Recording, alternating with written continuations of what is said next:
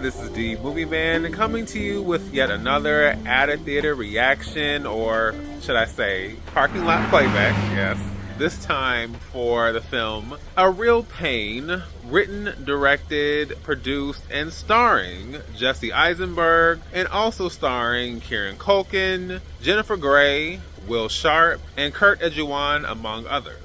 I didn't have any real expectations for this one. All I will say is that it was one that I knew was featured at the Sundance Film Festival, which I had the chance to attend in person this past January. However, the struggle is real when it comes to trying to lock down all these films, and because this is coming out of the pockets, I can only do but so much. So that was one that unfortunately I didn't get a chance to see, but of course, anything that pops up at Sundance is something I'm going to be interested in seeing.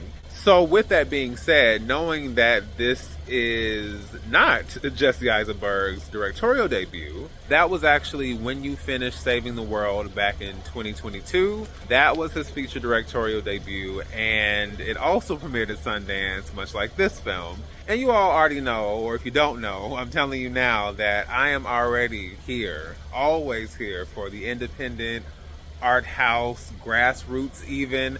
I am always here for those efforts. So I think just from that standpoint, knowing this was going to be an indie film focused around the journey of these two cousins and them having to navigate the complications of their relationship, it was something that I thought, okay, I like something that delves into the complications of a relationship, whether it's familial, whether it is a romantic relationship, a friendship, anything like that. And so I will say from that standpoint, I like the way this film handled some very complicated emotions.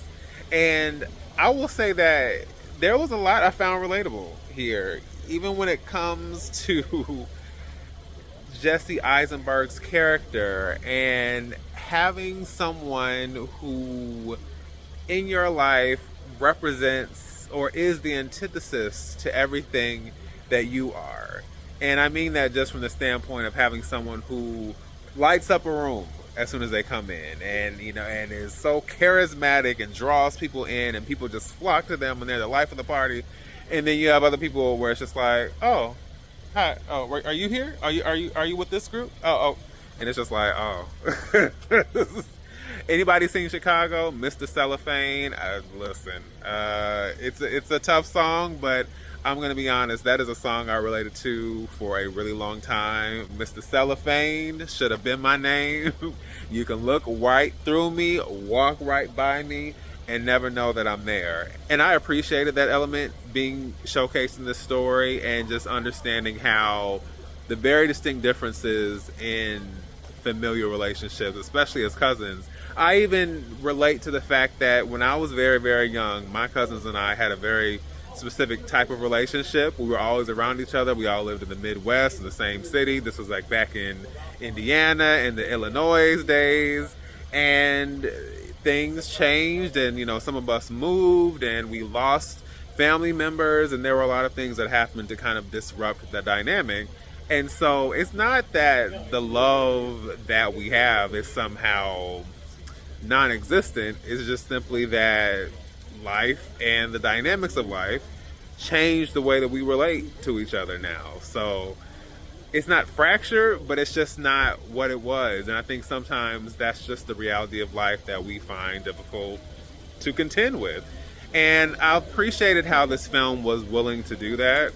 It was willing to kind of deal with some tough questions and some tough realities, and just the frustrations that can come with being in community with people that you love but also can't stand and maybe envious of, and so many other things. So yeah, so I just felt like this was one I enjoyed. However, I will also say that I think with it being a 90 minutes film and it giving but so much from the perspective of it being a slice of life story, which I appreciate, I think that it falls short to an extent.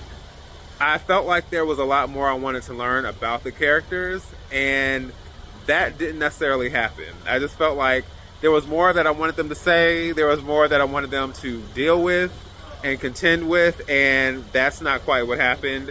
I think we could have gotten more. I think maybe the 90 minutes, although I do appreciate that, there was more we could have gotten from just the dialogue and the setups. And I understand, even in life isn't always about heavy, serious conversations, but there was more I wanted to see here. Definitely one I enjoyed. I think the comedy landed. I think the more tragic elements and just the emotional depth, it was there, but I still wanted more. So, but I can definitely appreciate it as a film that was willing to delve into a dynamic that I enjoy hearing about, that I definitely can relate to, and I think ultimately Kieran Culkin and Jesse Eisenberg's performances and just overall direction of this, it was something that was very quaint, very straightforward, very simple, but still effective in its own way.